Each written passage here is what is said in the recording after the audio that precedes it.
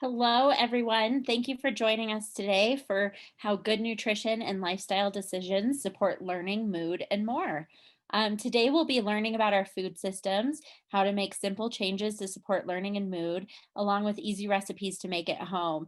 This is going to be a really great presentation for parents with children and families, and it's really focused on these food systems and the changes to help parents. I'm pleased to introduce today's speaker, Martha Tate. Martha is an integrative nutrition health coach and is also a former educator in Jefferson County Schools. Before I hand the mic over to Martha, I do have a few housekeeping items to cover about this presentation. First, the webinar will be available on demand after the live session, and we'll email that out to you along with additional resources and the slide deck. I would also encourage you to visit our website at jcmh.org, where you'll find more information about how to get started if you're interested in talking with a therapist, as well as blog posts and information about upcoming webinars on other mental health topics. Please keep your microphones muted and turn off your video during the presentation. You'll also want to change your Zoom view to speaker mode for the best viewing experience. Next, we'd love to hear from you during today's presentation. If you have a question for Martha, please feel free to send it through the chat at the bottom of your Zoom player. We'll be answering questions at the end of the session, and if we don't get to your question during the webinar, we'll be sure to follow up afterwards. And last, we'd like to encourage you to follow us on our social networks and share the recording of this webinar and other information about Jefferson Center. And so without any further ado, Martha, I'll turn it over to you. Thank you very much, and welcome everybody. I'm so excited about this. This is going to be a really informative time, and I'm so glad you're here. So let's get started because I want to honor your time and make sure that we finish on time today. I want to tell you a little bit about me. So if you're thinking, why should I even listen to this person? Well, I've had over 30 years in education. I was an elementary school teacher, a literacy coach, a principal, and I've also done field supervision for student teachers. So I had quite an educational background, but I've also been on the mental wellness work group for Golden Rotary. And after I retired, I became an integrative nutrition health coach at one of the largest nutrition schools in the world. But most of all, I'm a mom and a grandma, and I care about my family and nutrition. And so this has been a really interesting journey for me. First of all, disclaimer, I am not a doctor, and I'm not a substitute for you working with your primary care physician. So always check with your physician before you make any significant changes in your diet or lifestyle, because your doctor knows you best. Foods, diets, nutrition can be very confusing. And this is really a fledgling science, and our knowledge is really expanding at an amazing rate. And so the topics we're going to talk about today are things that most physicians agree on right now, but we are learning more all the time. Before we begin, thank you for being here. I know it's because you really care. You care about your family, you care deeply about health. But I know that right now during this pandemic, being a parent is so challenging and it can be exhausting. And I want to acknowledge that before we get started. So I hope that you won't be overwhelmed with all the information, but that you'll be able to take a few things that'll really help your family to get healthier and to have some things in place that will help you in this very busy and exhausting time with kids home. And there's so many things going on. I can just imagine in your house.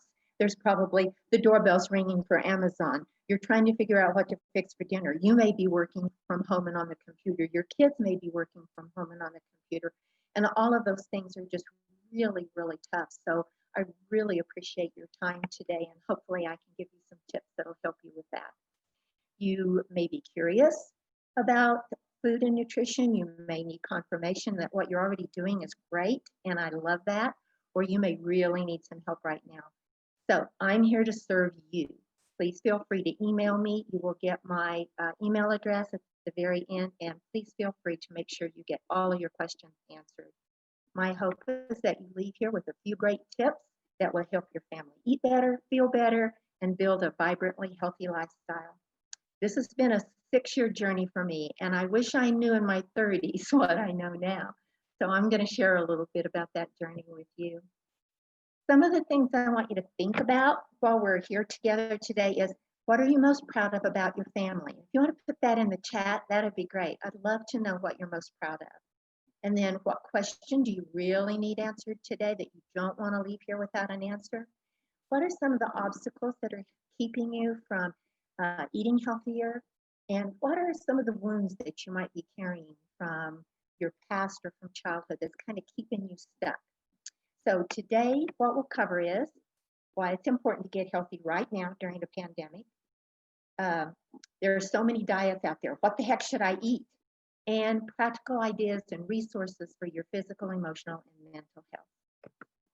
So let's get right to it. Why is nutrition so important? Well, in the health coaching business, we say that food is medicine. It's really critical to a healthy immune system, to your physical, mental, and emotional well-being.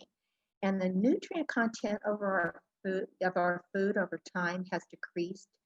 So it really takes more food now to get the same amount of nutrients. And much of the food that we eat is not really food. It's really food-like substances. Some people even call it frankenfood.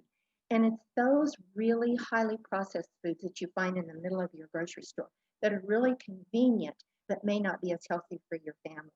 Also, our food supply today is really laced with pesticides, herbicides, preservatives, additives, flavor enhancers, coloring, and other things that may not really contribute to your health but can contribute to chronic health issues. And so we want to talk a little bit about that. In our country, we're overfed, but we're undernourished. And the stats on chronic disease are really concerning. And our standard American diet is really not serving us well, especially right now during this pandemic. So this is the perfect time to think about how to get healthier. I love this slide. It's one of my favorite ones because it talks about how amazing our human body is and how it can really heal itself when it's given the right conditions. We're all equipped with a self-regulating, self-healing, pre-programmed, but reprogrammable biocomputer that's designed to operate even up to 100 years under the right conditions. But we only get one per person. We really need to take care of it. We are only about 10% human. We have inside of us now, in recent years, they've discovered the microbiome. And what the microbiome is, it is all of the trillions of microscopic organisms that line the inside of your digestive tract that help with everything from your mood to synthesizing all of the nutrients that you eat and helping you and your body to do what it needs to do to be healthy. It's really critical. But unfortunately, chronic disease is on the rise in the United States. And this is not good news. And it's a little depressing, but we're going to get to the good stuff later. So just bear with me, because what I really am trying to do right now is to establish why it's really important for you to get healthy right now. Heart disease, autoimmune disease such as lupus and other diseases are on the rise. Diabetes is really on the rise. Obesity, about 70% of us have some weight issues and more. But really for our children, I want you to pay close attention to these statistics. 1 in 4 children are overweight, and that's tripled in the last 25 years. 1 in 3 children born in 2000 are predicted to have type 2 diabetes by the time they're 20. Teenage prediabetes and diabetes increased from 9% to 23% in those 8 years from 2000 to 2008. Allergies, asthma, ADHD, huge increases in those. And the most concerning, I think, is the increase in autism. And they're even predicting that without some intervention right now, we could see 1 in 3 children with autism. Aggression, bullying, and violence in our schools are on the rise, and underlying health issues are complicating the treatment and recovery from COVID-19. Now, okay, we've said what we need to say about that. Now let's get on with it. Let's talk a little bit about our food supply. Food companies are in the business of making money. They are not responsible for our health. We are. And in the US, 10 companies control about 90% of our food supply.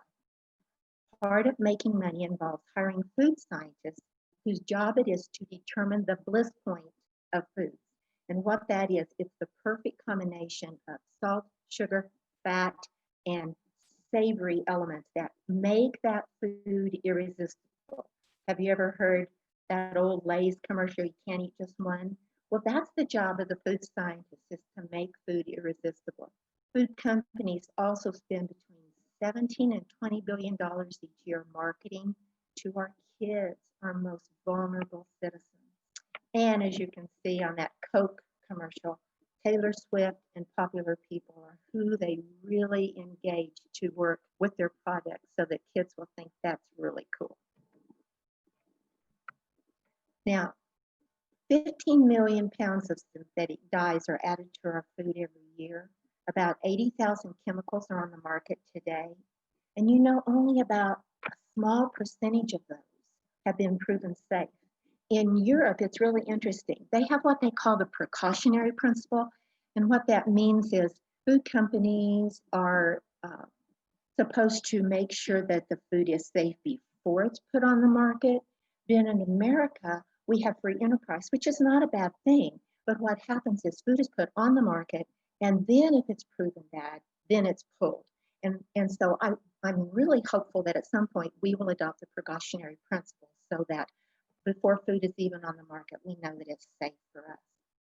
Also, the U.S. agriculture sprays our food with about 1.2 billion pounds of pesticides per year. One of the most concerning of those is glyphosate, and it is now in our water system, and it is very concerning. Many of our processed foods have MSG, and if you don't know what MSG is, it's a flavor enhancer, monosodium glutamate, and it makes food taste better. You may have noticed it in a lot of Asian restaurants. They use it to enhance the flavor, but it really is a neurotoxin, and it really overstimulates our neurons. Refined sugar and high fructose corn syrup are really just empty calories that lead to insulin resistance and eventually to type 2 diabetes. So anything that you can do to reduce the amount of sugar in your food is really going to help your family be healthier. One study found that sugar is about 8 times more addictive than cocaine. That's crazy, but when they did experiments with mice, they gave them their choice, and 8 times more often they chose the sugar than the cocaine. So that's really an interesting study. Fast food. I think it's really important for us to know what's in our fast food. And this is directly from the website. You can see what all is in just one sandwich. And there's a lot of things on there that I don't know what they are. I don't know how to pronounce them. And if I don't know what they are, I don't know if my body knows what to do with them. And so you might want to check. Fast food is great occasionally, and I love Chick-fil-A sandwiches. But it's not something that you want to think about as everyday food for your family. Now, having said all of that, this doesn't mean that corporations are evil. We live in America, and it just means they are doing their job. They exist for the sole purpose of producing products that make a profit for their investors. And they're constantly working on those products that sell, and they simply over innovate it. We often blame ourselves for our weight or our health problems or our lack of energy, but I want to tell you, I want to strongly and most assuredly tell you that it is not your fault and it is not our fault. Our food system right now is pretty broken, and we need to stop blaming ourselves. Calories in, calories out. I'm sure most of you have heard this, that the more calories you eat, and if you eat more calories than you need, then you're going to store fat in your body, and that's how we gain weight. Well, in recent years, science has found out that yes, that's true in some respects, but it's far, far more complex than that. However, one big gulp is 750 calories and has 46 teaspoons of sugar and no nutrients at all. The calories are the same as 21 cups of broccoli, which only contains a half teaspoon of sugar, but 35 grams of fiber and a host of vital nutrients that your body needs to stay healthy. The body metabolizes them in very, very different ways, and the results of eating them are very different. Now, having a Coke once in a while is great, but over the years, the amount of sweetened beverages that come with your meals in fast food restaurants has increased tremendously. 8 ounces used to be the norm, and now it's much higher than that. So really, quality of your food is way more important than the quantity. Now, so you're saying to me, okay, so what has this got to do with learning of our children and with their mood? Well, Dr. Mark Hyman of the Cleveland Clinic says that kids who skip breakfast or eat sugar-laden, additive-laced foods, which he calls breakfast candy, and who get only about 10 to 15% of their calories from liquid sugar drinks like sodas or sports drinks, not only gain weight, get diabetes early, have a tendency to develop heart disease and stroke in adolescence, but also can't pay attention, are less alert, have difficulty solving problems in math, have a myriad of learning deficits, and are more depressed and anxious and can even become violent. 1 in 6 children in America has a neurodevelopmental problem such as learning deficits or attention deficit disorder. They did a recent study of children who were in a juvenile detention center, and changing their diet was incredibly helpful with their mood, with how they reacted to each other, with their amount of anger, and it was really an interesting study that really goes to show us that what we eat, what we feed our kids really, really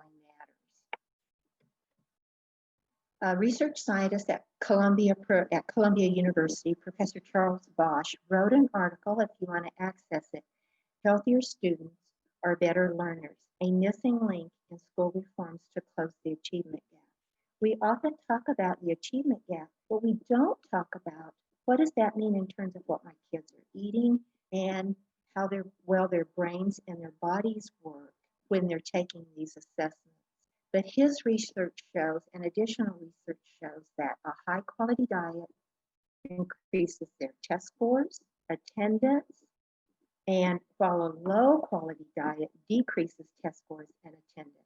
Make sure you get that good breakfast to your child before they go to school on test days. Physical activity also increases attentiveness and engagement. We want to make sure that our schools are continuing to have a lot of physical activity for our kids. Social and emotional health increases their academics, but if a child is depressed, anxious, or engaged in substance abuse, it really decreases their ability to complete homework, to connect with others, and increases dropout rates. There's a really strong connection between the gut and the brain. The gut is often referred to now as the second brain, and it really goes back to what we were talking about earlier with the microbiome. What your child eats does affect their mood and their ability to think clearly. Harvard University now has a nutritional psychiatry department, and Dr. Shabana Sethi Dali, or Dalai, I hope I'm pronouncing her name right, is a Harvard psychiatrist that has really helped her patients overcome some of their depression and anxiety simply by changing their diet. The brain really needs healthy fats, and when I say healthy fats, I mean things like seeds, nuts, avocados, olive oil, some believe coconut oil, blueberries, and other berries really help us well. Provides those polyphenols and flavonoids that are needed to support memory and executive function. And not only in kids, but also in older adults. And they're finding that to be true with dementia patients, that some of those changing up their diet and doing some of those things is really helpful. Now, change isn't easy. This cartoon shows it. He says, I'm eating twice as many vegetables as I used to. She says, well, 2 times nothing is still nothing. So changes is hard, but we can do it in small steps. And one thing before I go to this next, I wanted to tell you there's a book that will help with implementing small changes. And I love this book, and it is called Tommy Cabot, and it's by James Clear. And if you're too busy to sit down and read a book, he's also on YouTube. He talks about the way that we can make small changes and attach them to other habits that really help us then cement them and get them into our lives on a daily basis. So if you want to find out how to make some good changes and how to develop new habits, I highly recommend this book or seeing James Clear on Facebook. Now, Hippocrates said, let food be thy medicine and thy medicine be thy food. And it is the same today. Real food changes everything. So recommendations from health coaches, functional doctors, and regular medical MDs and nutritionists say, eat a variety of colorful, whole plant foods every day in the form as close to Mother Nature as possible. When you eat a tomato, it's very different than eating processed tomatoes, such as even tomato sauce, which concentrates all of the things that are in those tomatoes, which also might include pesticides and herbicides, or even to the highly ultra-processed foods that you find in your frozen food department at your grocery store, which has a lot of chemicals and additives and those kind of things. So if you can move backwards along that continuum from the highly processed foods to less processed foods, that will be better for your family in terms of health and nutrition. Balance your plate with a lot of veggies. 3 to 4 ounces of lean animal or plant protein, depending on how you eat in your family. Whole grains, not processed grains, especially white flour, and some healthy fats. Eat organic whenever you can to try to avoid the herbicides and the pesticides. Now, eating organic doesn't ensure that you won't get at least some of those in your food, but it really will help to reduce. And every little thing that you can do to reduce the amount of chemicals and processed foods in your diet will be helpful. I always say reduce or eliminate processed food. Eat foods that come from plants instead of foods that are made in a plant. And also remember, the more you eat foods that are produced by men in white coats, the more you're going to have to see doctors in white coats. So make sure that you eat foods that are as close to Mother Nature as possible. Also, when you go to the grocery store, shop the outer perimeter of the grocery store instead of the inside of the grocery store. But if you do use some of those convenient things that you can buy on the inner aisles, then read labels. Try to stick to 5 ingredients or less. Look for sugar. Did you know there are over 200 names for sugar in the food industry? And so a lot of times you'll be getting sugar when you don't even realize you're getting sugar. Then begin to reduce sugar, high fructose corn syrup, and white flour whenever you can by substituting. And you can do some substitutions. I like monk fruit instead of sugar, organic stevia in small amounts. They say is also helpful to try to wean you away from some of the high sugar products that you eat, and switching even to half whole wheat and half white flour and moving towards whole wheat flour will help. But more importantly is to eat the whole grains, such as whole grain, cracked wheat, or bulgur, or some of those kind of products, which are really have a lot more nutrients and fiber in them. I love Dr. Joel Furman. He was a former figure skater for the U.S. Olympic team, and became a doctor and got interested in nutrition because of his mom. And he talks about eating G-bombs. And he really does stress a total plant-based diet. So just know that if you access his information, he really is about eating vegetables, fruit and vegetables. And so he has this micronutrient score for you. What he talks about is eating greens, beans, onions, mushrooms, seeds, and nuts almost every day because those are the items that are the high in nutrients. And if you look at his scoreboard here, you can see that raw leafy green vegetables are very high on the list. Solid green vegetables are next. Non-green, non-starchy vegetables are next. Beans and legumes. And you know what? We think of beans and legumes as, as not a good option a lot of the time, but they really, really are, especially lentils. Lentils is one of the highest nutrient fiber foods, and they're really easy to cook, and they're very versatile. Fresh fruits, of course, is great.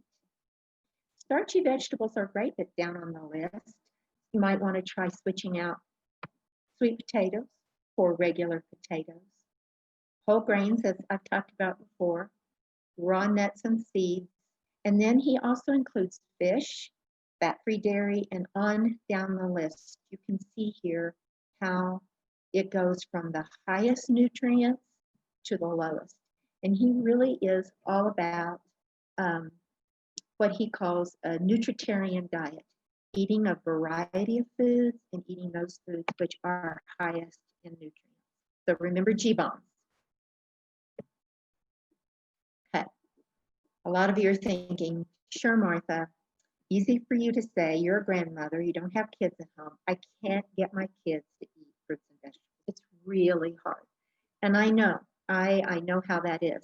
I love this because I think this will sound familiar to you. The dad says, my wife and I will split the spaghetti and our son will have the ridiculously overpriced kids mac and cheese that he will eat 2 bites of before complaining he doesn't like it and will end up taking it home for leftovers that will get ignored until it rots away in the fridge. Sound familiar? Yeah, I have the same problem with my grandson.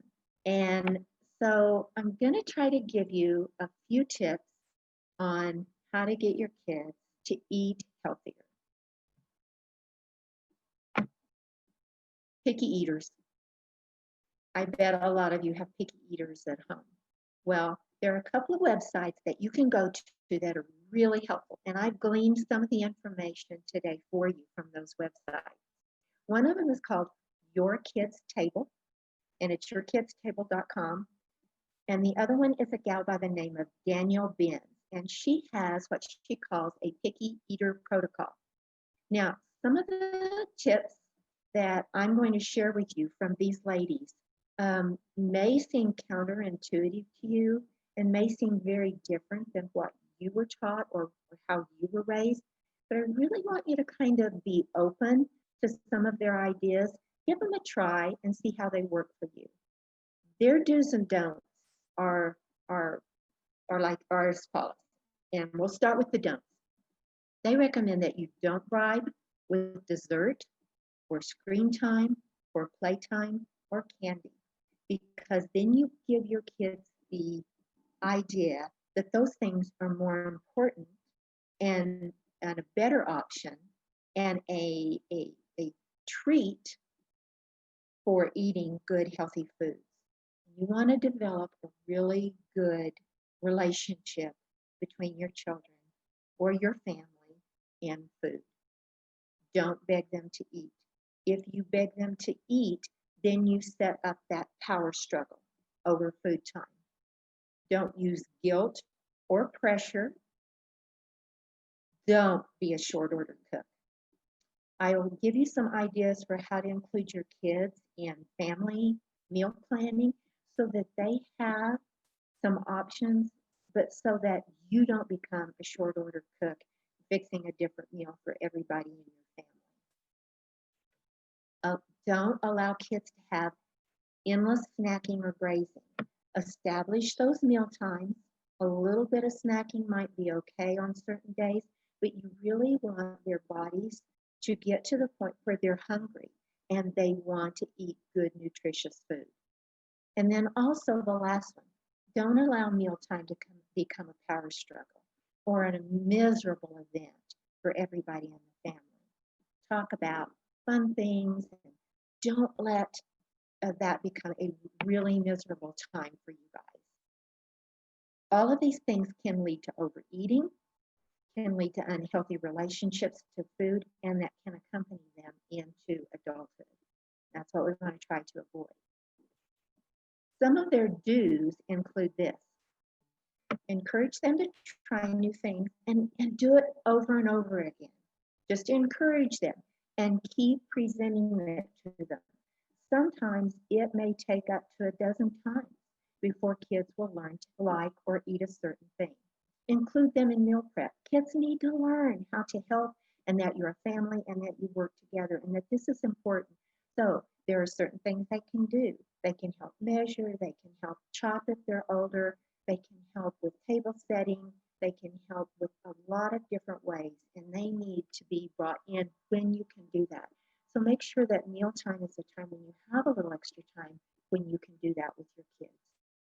For little kids, it's really good to separate their foods. So you don't want a lot of casserole type things because kids then they don't know what's in there. So if you can separate their food on the plate and allow them to pick, then gradually they can learn to combine foods. Learning to eat is one of the hardest things that kids do because it includes all of the senses. It includes all of the muscles in the mouth. It includes the tongue and how to manipulate food. It includes how to chew properly. There are so many things involved in eating and smell and taste and all of those things. So offer small bites, especially the meat. Cut them up in very small pieces. And of course, hamburger type meats or chicken or turkey that's been ground is really good to start out with little kids.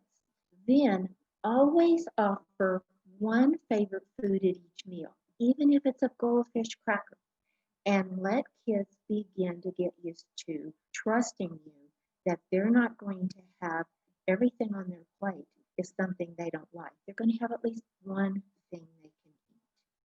Allow them, and this one was so different from me. I'd never heard this before. But they say allow them to spit into their napkin or their cup if they really can't handle the taste or the texture of a food. You want to honor that they have tried that food. But if they can't manage it, give them that little cup and teach them how to quietly at home get rid of it. Then another thing you can do is pair new food with a favorite dipping sauce. If they have a favorite dipping sauce that they really like, then, that's okay. A little bit of it paired with a new food might just get them to eat it and try it. And you want your kids to become adventuresome, to try new things.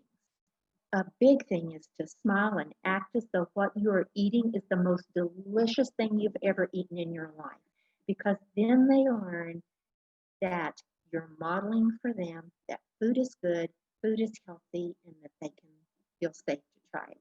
And then again, make mealtime enjoyable and that food can be fun. And if they get to try to help prepare it and serve it, they will like it more. Okay. Have questions about that, put them in the chat room and we'll try to get back to you later with any questions about that. And I will give you at the end, I will have that on our resource list. If you have a really picky child that really needs help, then you might want to access Daniel Ben's or your kids' table to help you with that. Okay, what about cravings? Cravings are really hard for all of us, for kids and for adults. But here's a list of things that might help with cravings. First, sometimes you can wait them out. Cravings usually only last 3 to 5 minutes, and then you're onto something else. So if you can wait them out by doing some of these other things on the list for 3 to 5 minutes, sometimes you can kind of dodge that bullet. Practice mindful eating habits. So many of us eat in the car, or we eat in front of the TV, or we eat while we're doing something else. Try to make mealtime really mindful, where you're paying attention to what you eat and you're enjoying your food and you're chewing it well. Monitor stress levels and find ways to handle stress better. We're not going to escape stress. We live in a stressful world and we all have stress in our lives. And some stress is actually good for us. It really helps us to be more productive at times. But we do live in a very stressful world. And if you can learn to handle your stress better, then it will help with your cravings, because many times stress triggers wanting something sweet or fatty or something that reminds us of childhood that really is not in our best interest. Drink plenty of water. If you start to crave something, go get a glass of water. Sometimes that in itself will take care of the craving for you. Now, get enough sleep. A lack of sleep can really lead to cravings and to weight gain. Eat enough protein. Control calorie intake. This helps to control your calorie intake and your nighttime snacking if you're getting enough protein in your diet. Chewing gum can help. It can help reduce that sweet, salty snack consumption that you get caught up in. Change of scenery. If on your way home you have a tendency to drive by McDonald's and grab cola and a thing of fries, don't go by McDonald's. Try to reroute yourself so that you're not tempted in that way and your kids aren't tempted in that way. How young was your child when they first learned to recognize the golden arches? Mine were young. They were like 2 or 3. They learned what those golden arches was. So just don't drive by McDonald's if you can. Another change of scenery is take a walk. Getting out in nature is really helpful. Taking your dog for a walk. Call a friend and chat with a friend or a relative, or take a shower. Anything to try to change that scenery so that you're not caught up in eating that snack. Then avoid hunger. Really make sure that you're eating at regular times. I learned recently that spinach extract is something that's new and seems to reduce cravings. I haven't tried it yet, but I'm anxious to see if that's something that really might reduce cravings. Listen to your favorite music. Uh, Write an email and thank someone who needs to really hear that. And right now, we're so isolated and we're so disconnected. Give time to write an email to a friend or to a relative and just say, thank you for being there for me. That would be a really great thing to do, not only for them, but for you. Take a bubble bath, any of those kind of things that will divert your attention. If you struggle holding yourself accountable, then have a friend to help serve as a coach and give him or her a call. Also, who makes a great accountability coach? Kids. They're brutal. They will hold you accountable. And so if you have your child be your accountability coach, they will really help you. Then if you have sugar cravings, you can try using other things such as dates, monk fruit, stevia, or other things to sweeten up your drink instead of table sugar. I make a mock pumpkin spice latte, and what I use is monk fruit in it. I also use unsweetened soy or organic almond milk. I add a little bit of pumpkin uh, spices, and I use a little bit of organic uh, dried coffee or crystals of organic coffee. And a little bit of coffee is not going to hurt you. It has a lot of phytonutrients in it. And so if you're really craving a Starbucks, give that a try and see if that won't be a better option for you than a really heavily laden sugar Starbucks. Okay, every year the EWG, Environmental Work Group, comes out with a list of what they call the Dirty Dozen and the Clean 15. And on the Dirty Dozen, these are foods that they test in a lab that have the most pesticides and herbicides on them. I never buy conventional strawberries. Strawberries is always the number one of the Dirty Dozen, and it doesn't change usually from year to year. So when I buy strawberries, I try to make sure that I buy organic strawberries. Spinach is almost always number two. Kale, nectarines, apples, grapes, peaches. These are the fruits and vegetables that, if you can afford to, try to buy organic. If you can't, do not keep you from eating fruits and vegetables. Wash them in baking soda, water with a little bit of baking soda, or water with a little bit of apple cider vinegar, or those kind of things, and that will really help to remove a lot of that from your fruits and vegetables. Then the other list that they publish is called the 2020 Clean 15 Foods List. And these are the foods that you don't have to really worry about so much. They really don't have a lot of residue on them. And so you don't have to buy organic for these products. Avocados, sweet corn, pineapples, onions, papayas, frozen sweet peas, eggplant, asparagus, cauliflower, cantaloupes, broccoli, mushrooms. And I want to say a word about mushrooms. We should be eating a lot more mushrooms, especially us ladies. We need to be eating mushrooms. Many of the studies have showed that that is really helpful in preventing breast cancer. And so just think about trying to incorporate mushrooms into your diet whenever you can. Cabbages, honeydew melons, and kiwis. So these are the ones that you don't have to worry about so much. Okay. Now, if you're like me, sometimes you have really good intentions and you say, you know, I really want to incorporate more fresh veggies. I have great intentions and I buy them, but I can't find reasonably priced organics, or I end up throwing them away because of my busy life. So what can you do? Well, there are a few things you can do. Number one, I don't know if you've seen those little trailers around town that are painted with all kinds of fresh fruits and vegetables on the outside.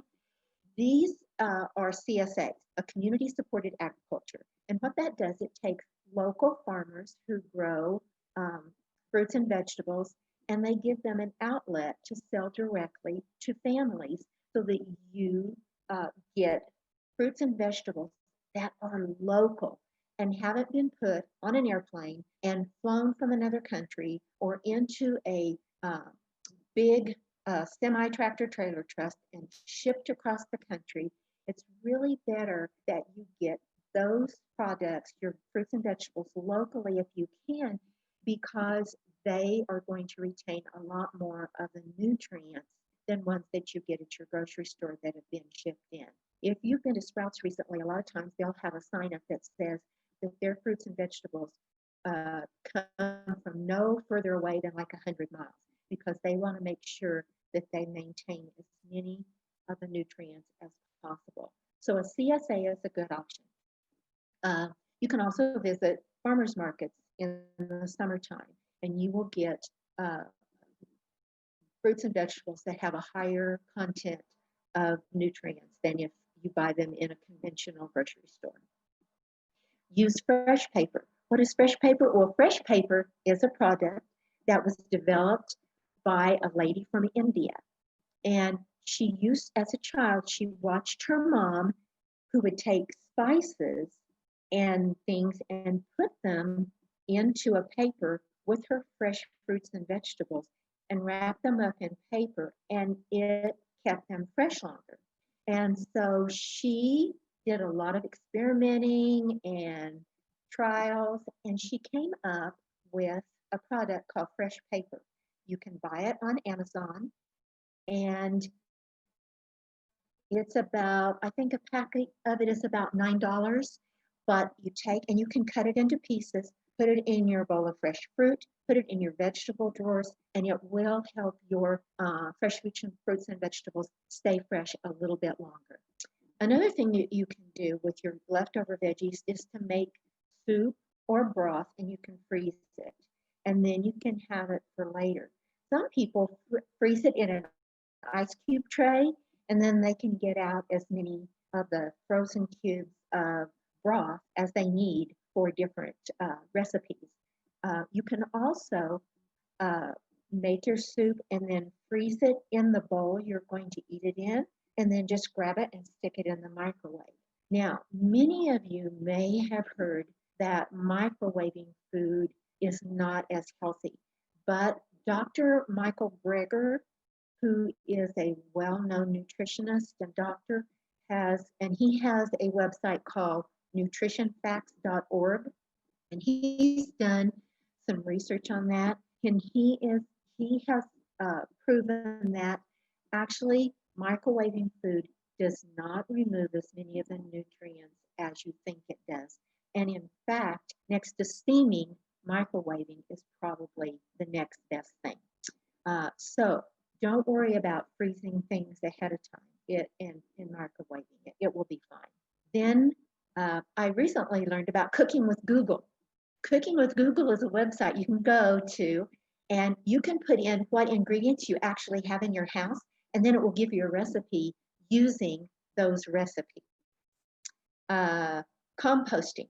I have a composter in my yard that I use, that I put all of my vegetable scraps that I don't use for making broth, I put into my composter for my garden, which is really adds the nutrients and makes sure that the vegetables that you grow in your garden or in your pot on your patio is healthier because it has a lot of the soil is made from those nutrients.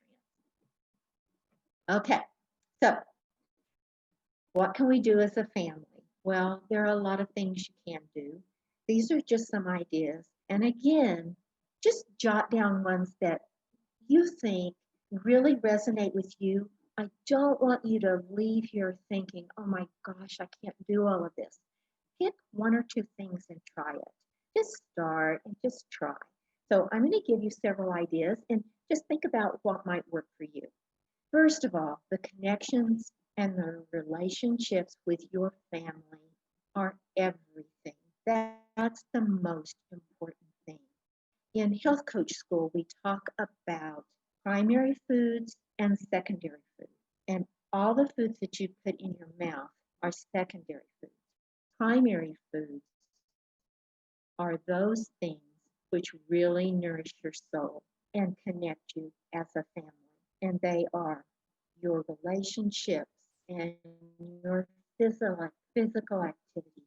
And whether or not you really are in a career that's feeding your soul, or if you're in a career that's just really draining you. And it's about all of those other things that really make your life worth living. So connection and relationships are everything. So before you start anything, connect with your family and let them know that anything that is changed is because of love and your love for them and your connection to them and how you want them to grow up in life. Be transparent. Get them on board with small changes. Don't spring them on all of a sudden. Assure them they can have treats, just not all the time.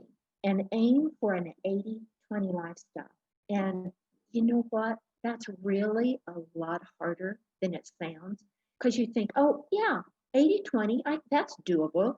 20 out of 21 meals a week. That's about 4 or 5 meals that we can kind of cheat on and do something fun or eat out at something that's not as healthy for us, as long as all the other meals are completely healthy. But it is hard. So start small and work up to it. We'd love to see you get to 90-10, but if you can get to 80-20, you're going to be a lot better off than most people in America. So get your kids involved in planning, preparing, and cooking food at home. Well, a great thing that you can do is you put up a planner on the fridge, and everybody in the family gets to pick what they want for one meal. It teaches them they don't get to pick all the time, but everybody has a say. So just a simple list on Sunday when you're getting ready to do your shopping list, you can pull that off the fridge and you can see what the kids really want to have that week, what your husband wants to have that week, and then you can make your shopping list from that. Make an agreement that you're all going to be open, that you'll at least try things. Then slowly, and I underline slowly, do a pantry makeover. Look at your pantry. What is in there that you can go ahead and use up that may not be as healthy for your family? Look at the labels. Then try to make the healthy choice the easy choice. So instead of having a bag of chips, have apples and peanut butter, or have something that your kid really likes that's on the healthier end rather than on the unhealthy side of it. Then please do simple, nutritious meals and snacks. And we're all so busy and doing so many things these days. Try a sheet pan meal where you put a lean chicken breast or potatoes or that are chopped up, or sweet potatoes that are chopped up, or broccoli, or whatever vegetables you really like in your family. Put them on the sheet tray and bake them, and you have a complete meal. The Instapot. Oh my gosh, the Instapot is the greatest thing. You can make a meal in sometimes as little as 10 minutes. So and there is a website called Instapot 101, and it's a lot of people who are new to Instapots and they're trying to learn how to make good nutritious food in an Instapot. So you might want to check out that website. Eat a real breakfast. Try to send your children off to school ready to learn with a nutritious breakfast that has some protein in it. Try a smoothie with blueberries. Blueberries are one of the best brain foods you can give your kids. So try to do something healthy like that in the morning, and that will really help your children with their learning. And then eat together as a family without social media. Some families have a basket that they put their cell phones in during mealtime, and then after mealtime, they can pick it up. Research shows that children who do this do better in every way. They get better grades, they have healthier relationships, they're less likely to drink, smoke, or develop eating disorders or obesity. Eating together as a family is one of the best things you can do for your kids. We also talk about crowding out.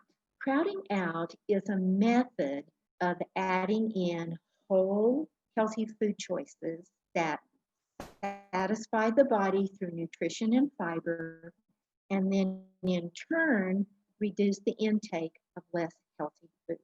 So for instance, if you eat an apple, you are going to be much more satisfied, and your body's going to be much more satisfied than if you ate a whole bag of chips. So try slowly crowding out some of those less healthy foods with healthier options for your kids. Jane Hershey of the Feingold Association recommends gentle steps for families, just slowly moving towards healthier products. And if any of you have children who have ADHD, you might want to check out this website. They really have a lot of good ideas for families that are more integrative. And as you know, I'm an integrative health coach, so their recommendations are more integrative. And you might want to check it out and see if it works. It works for some kids, for others it doesn't, but it's worth a try. And did you know that switching from Cheetos to Fritos gets rid of the dyes, the artificial flavors, and the MSG? And if you do organic Fritos, that's even better. Switching from, and I'm not sure if it's Ghirardelli or Ghirardelli chocolate, from a Hershey bar gets rid of the fake vanilla flavoring. And please, if you have vanilla flavoring rather than real vanilla in your cabinet, I'd get rid of it. Did you know it's a byproduct of paper mills? It's not a healthy thing to have in your cabinet. Try Crispix in place of Trix so you don't get the food dyes. You don't want your kids to have all of those bright colored food dyes. White cheddar mac rather than the neon yellow cheddar mac and cheese. 7 Up instead of Mountain Dew. Mountain Dew is full of caffeine. And replace Flintstone vitamins with a natural version. And then use white toothpaste instead of the neon green or blue toothpaste with all kinds of weird stuff in it. Just try to make a few of those simple changes and do it a little at a time to help crowd out some of the stuff that we don't even just pick up because it's fun and we don't realize it. Now, take back your meals from corporations. Corporations are not in the business of making you healthy. They're in the business of selling products. So try to take back some of your meals from them. Eat at home as much as possible. Control that food environment. Make the easy choice, the healthy choice. Now, if you hate cooking, take turns and include the kids. Help them learn how to cook. And maybe it's only spaghetti that they learn how to make, or some kind of a sandwich. But they can do that. One of the things I want to recommend to you is include low effort, medium effort, and a few high effort foods. I love to cook. And so my downfall is what I'll do is I will make lots and lots of really high effort food meals for my family. And then I get burned out. And then we end up eating out or we end up eating something that's unhealthy. So when you're making your menu for that week, just try to make some really low effort meals and then only a few of the high effort meals.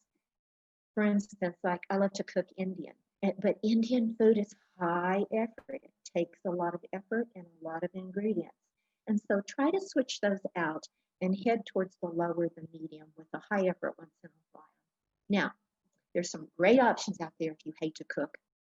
If you look on buyersguide.org, it will give you a list of the best home meal delivery companies or services.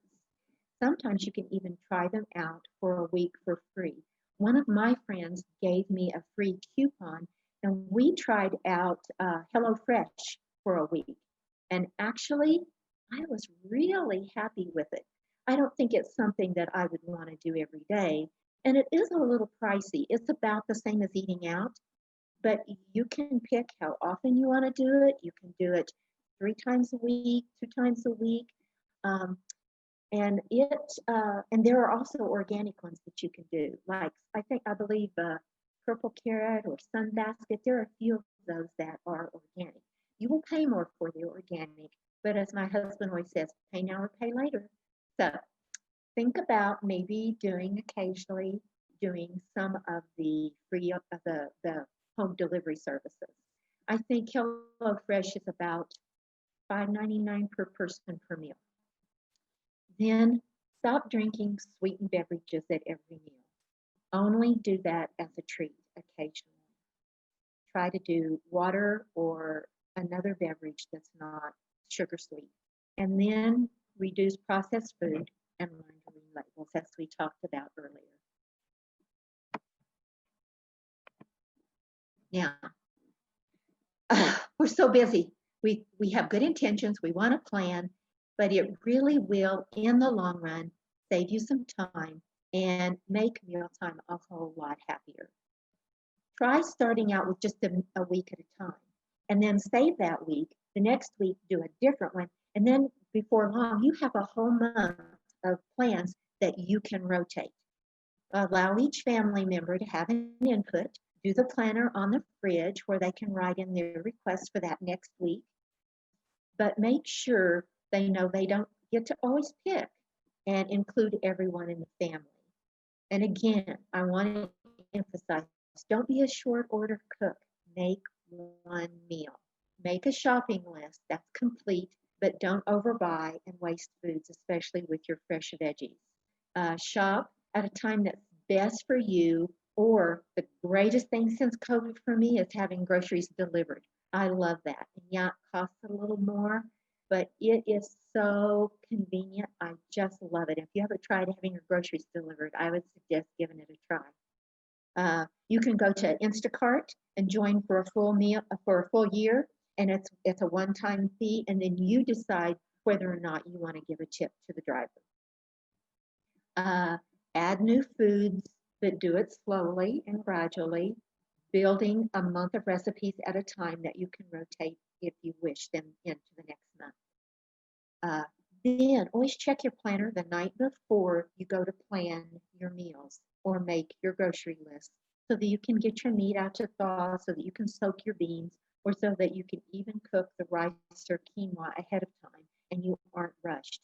Now, we used to always soak our beans, but now with the Instapot, you can make beans in just a short time without soaking them. So that's something else to think about. Unless you're old fashioned and you really want to soak your beans, you can do it in the Instapot without doing that. I always say, cook once, eat twice. So when you make rice, double the recipe, put half in the freezer for the next time, or quinoa, or any of your whole grains, or even your soup. Make a double batch, freeze half. Here's some at-home tips for better learning for your kiddos. Make sure your child's ready to learn with that healthy breakfast. We talked about it earlier, a blueberry smoothie or strawberry smoothie or banana. Put some protein in it. Put some really what they call baby spinach or baby kale in there. They won't even know it's in there, but they will get some of that in then those phytonutrients in there. And if you want, you can add a little protein powder. But if you're going to add some protein powder, be sure and add a little fat, like some walnuts or something like that, because that will help them to digest the protein better. Structure is so important to the emotional well-being of your child. And it also makes moments of spontaneity even more fun and exciting. So make sure that you try to incorporate as much as you can structure into their life, a healthy breakfast, bedtime routines, which are great. Those kind of little things that you can do to place structure in your child's life is really, really helpful. Time for homework, and those things, the time for looking through backpacks, all of those things help your teachers and help your child. Make mealtime fun, positive, talk about the great parts of their day. If you know they've had a bad day at school, don't bring it up at dinner. Talk about your weekend plans or upcoming events, anything positive. And then be sure and decrease food talk and pressure to eat. Don't talk about food so much. Just encourage them to try and move on. Another thing that's recommended by Dr. Ned Hallowell, who is an expert in ADHD, is focus on your child's strengths and not their weaknesses. Help them become really great at what they were already good at instead of trying to constantly focus on what they're not good at. Make a cool down corner in your home. One of the things that we do in the work group that I'm in for Golden Rotary is we go into schools and we make cool down corners. And these are areas where children can go to learn to self-regulate, to calm themselves down. And you can put all kinds of things into a cool down corner at home. It might be a stuffed animal to hug. It might be a coloring book. It might be tissue paper that they can tear into a little trash can that helps them get their frustrations out. It might be a little fidget or something that they can use to do that. Two things that are really helpful to teach your children are breathing and tapping. And those are two things that we go in and teach teachers how to work with their children around that. The 4-4-4 breathing method is really good for little ones because almost every little one can learn to count to 4. And so you breathe in for 4, a count of 4, 1, 2, 3, 4, breathe in. You hold it for 4, you breathe out for 4. And you will be really surprised at how much this will help kids to calm down and to center themselves and to get themselves back into a state where they can come back to the table or they can come back to a family activity and they can learn that to self-regulate is a great thing to teach kids. Then work with your child's teacher and your school in your district to support non-food rewards at school instead of handing out candy or peppermints or things like that. Help them to use pencils or erasers or other rewards, and also work with your district around healthy school lunch programs, school gardens, scratch cooked meals. There is a gal by the name of Chef Ann. She works in Boulder Valley School District. She is a nationally known speaker, and she has really worked to change most of the food in Boulder Valley to scratch cooked foods instead of government prepackaged foods. And her website is a wonderful place to visit, and she is a wonderful person to follow and find out what you can do to help your district move towards more scratch cooked foods. Now, there are lots of critical self-care factors. Movement, of course, sleep, and I would say after food and nutrition, sleep is probably the most important. Physical activity, though, really helps you sleep, and then sleep helps you to prepare. And your brain is, what it does when you sleep is the brain clears out all of those, and I said plaque amyloids, but I think I mean amyloid plaques. That got in there backwards. It clears out the amyloid plaques in your brain and clears your brain for the next day and for learning. So your children need to be getting at least 10 hours sleep if possible, and adults need to be getting at least 7 hours sleep, especially older adults. It's really hard for older adults to do that, but there are lots of things that you can do and learn about that will help with sleep. For instance, turning off all of the media at least an hour before bedtime so that you get rid of that blue light and the body has a chance to calm down. You can have a bedtime routine where you read or you do a kind of a deep breathing exercise, the 4-4-4. You can also do what I do with my grandson, which we call toes to nose. And you start with their toes and you go up their body and you say, relax your toes. Now relax your ankles. Now relax your calves. And as you go up the body, they start to relax and they start to melt into the bed. And usually they're asleep before you even get to their head or their nose at the top. So you might want to try that. Research shows that the exercise, though, can be even as effective as many prescription drugs. So help your kids to get out there and move as much as possible. Now, help your children maintain a healthy weight, but don't talk about weight, talk about health, especially with our girls and our teenage girls. We want them to have a healthy relationship with food and with their weight. And if we really put too much emphasis on weight, it can be detrimental in the long run. Plant a family garden, get involved with a community garden, or many schools now have school gardens. Support your healthy lunch program, and ask your school if they do recess before lunch. Recess before lunch will help them to develop an appetite and help them eat a better lunch. This is what we call Pick 3 Pick Plus program. It's hard to say and it's hard to do, but what you want to do, you might want to also put this on your fridge and have the kids or each family member pick one thing.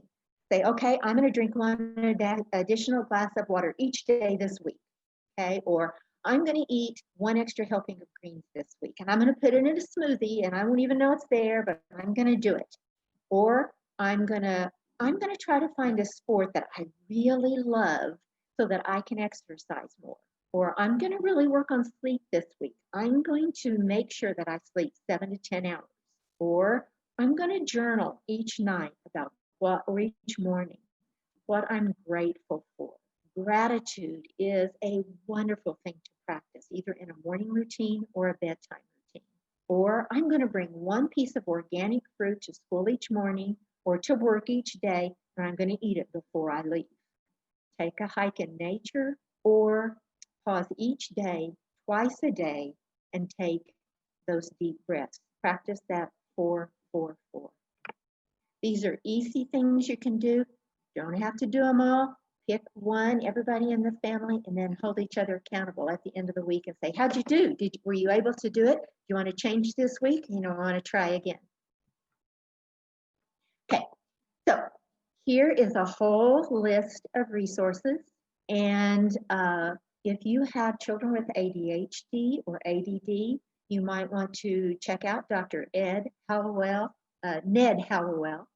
his website, or the findgoal.org organization that's devoted to helping with diet.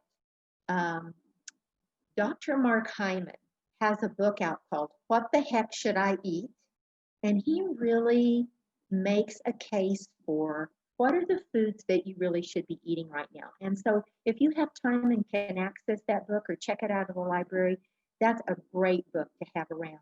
Or listen to his podcast while you're cooking dinner or while you're doing laundry. Turn on your podcast to the doctor's pharmacy. He has hundreds of different topics that you can listen to on food and nutrition and lots of different things. Children's Hospital website is a great place to go. Daniel Benz for the Picky Eater Protocol. Alicia Grogan is the lady that has YourKidsTable.com. The Chef Ann Foundation. BuyersGuide.org for checking out all of the different meal delivery plans if you want to try that for a while. Dr. Michael Gregor's NutritionFacts.org. He does a lot of research, and you can find research on just about anything you can think of with nutrition. Dr. Rangan Chatterjee is kind of like the Dr. Oz of Europe, and he has written a lot of great books. I like his new book called Feel Better in 5, and it's just little things that take 5 minutes a day that make you healthier. If you want some great recipes, I love Dinner at the Zoo, and she gives easy recipes that kids will like. She has a great recipe for stir fry for kids. It's got some veggies in them, and she has lots of great recipes I think you'll like. Jeffco PTA has a whole health, wellness, and safety component on their website that has great resources that you can access, and I would really recommend that you check that out. And then, of course, the wonderful Jefferson Center for Mental Health is wonderful. They have great free or low-cost webinars on many subjects that you can access, and it is a great place to go as well. Now, every webinar has a call to action. A call to action is to encourage you to take action sometime this week. You can have all the greatest ideas in the world, but if you don't do at least something, take action, you're not going to get there. So what I'm going to do is I'm really going to encourage you to just start small. Now, you're probably in one of three categories right now. You're probably that, oh my gosh, overachiever. I'm going to change everything tomorrow. I'm going to clean out my pantry. I'm going to throw away all the stuff. I'm going to start cooking. Well done. What you will do, like those New Year's resolutions, is you'll burn yourself out, get frustrated like I did, and then, it's hard to get back on track. So don't be that overachiever right now. Then you might be the, oh my gosh, overwhelmed. I don't even know where to start. I don't know what to do. Well, yeah, you do. You know your family better than anybody. Pick one thing. Just start. Just start with something small. And then add on. And it gets cumulative. And over time, you will be amazed at what changes you can make just by doing small steps. Or the third one, you might be in the, oh my gosh, I can do this. I can do one small step at a time in a way that works best for me and my family. And that's where I want you to end up today. That's my hope for you. Now, I guarantee that if you begin to make some small changes, you'll be amazed at where you land in just a few months. You'll be healthier, you'll be happier, and you'll have more energy. You may be a self-starter. You may be able to do this on your own, and that's great. If you can, go for it.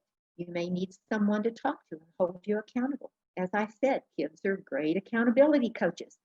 They can really encourage you. You might just need a cheerleader or someone to bounce ideas off from, and that's great. Find a friend, and the more you find like-minded friends, the easier it is to make the changes that you need in your life. So find your tribe, find some like-minded people that you resonate with, and then, you know, check in with each other and hold each other accountable. Then, if that doesn't work for you, and you really need more, I got to put a plug in for health coaches while I'm here. So if you need a cheerleader, if you need a non-judgmental friend, if you need a guide on the side, find a good health coach and they'll help you through it until you get to the point where you can do it on your own. Because the whole job of a health coach is to get you to a point where you no longer need us and to put ourselves out of a job. So remember, it's progress, not perfection. I work 12 hours a day. I exercise 7 days a week. I prepare healthy meals at home instead of going out, and it's all paying off. I'm finally too tired to care about being perfect. I don't want you to end up there. I want you to make small steps, progress, not perfection. So, just a few final takeaways here. Eat real quality food and do it together as a family. Gradually crowd out processed and unhealthy frankenfood with real food. Change your environment, get outside or change your pantry, change your food environment or your environment so that you can get away from the things that are challenging you and are obstacles to being healthy. Move your body and do it every day. I want to say something real quick about this. A lot of people think they have to go to the gym and beat themselves up for an hour. If you read the book, The Blue Zones by Dan Buettner, the blue zones are areas of the world where people live to be over 100 years old and live really healthy lives while they're living that long. The blue zones really are about moving your body all the time. These are people who don't go to gyms, who move their bodies all day long, who lift and walk and do all of those things. And I know it's hard in our society because we tend to stand at computers a lot, just like we have the last 2 hours. But as much as you can, move your body every day, just like in the blue zones. Then learn ways to decrease your stress with meditation or breathing or a walk in nature or exercise. Sleep 7 to 10 hours a day. Find your tribe. You will become like the 5 closest people to you. So find people that you can surround yourself with who are into health, who are into making a difference for their families and their lives. And then just love each other, family first. It was such a privilege to be here with you today. I'm just so passionate about this subject. And if you want to get a hold of me, you can here's my website, but you can also email me at martha.newharmonyhealth@gmail.com. I'll be glad to answer your questions and do whatever I can to help you on your journey. So thank you so much for listening and taking this time. I know how hard it is, and I really appreciate it. It's been a privilege. Martha, thank you so much. We do have a couple of questions. Okay. So our first one is, my husband and I are trying to go fully vegetarian and possibly looking at becoming vegan. Is it safe for our kids to do this diet? I would suggest that you check with some of those resources I gave you. Nutritionfacts.org will talk to you about being a vegan. B12 is the main problem with being vegan, and he will probably suggest to you how you can overcome that. I would say that there is no perfect diet for everyone, but what you can do is you can find through trial and error what works for you and for your family. If you're going to go vegan, I definitely would think about vitamin B12 and vitamin D supplementation. But you can go to nutritionfacts.org and you can check that out. He is very much on that. And you can also check out Dr. Joel Furman's website. He will really help you with what you need to know about being a vegan as well, if that's what you wish for your family.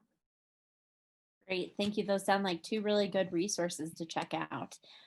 So our next question is, my teen is drinking a lot of soda and he's old enough that I can't necessarily control what he's eating or drinking. Do you have any suggestions for how I can encourage him to drink other things? You know, that's really a hard thing to do, especially with teens. And I think our teens, when we really, if we really think about it, our teens probably have the worst diets of anybody right now. And it's real. I agree. It's really hard. I don't know if it will work for your child, but if you can sit down and show him a can of Coke, and you can take and stack up either the spoons full of sugar that's in a Coke or the sugar cubes. Stacking sugar cubes also helps to show them exactly how much sugar they're getting in a 12-ounce Coke, and then to talk to them about how damaging sugar is in terms of their health. It might help.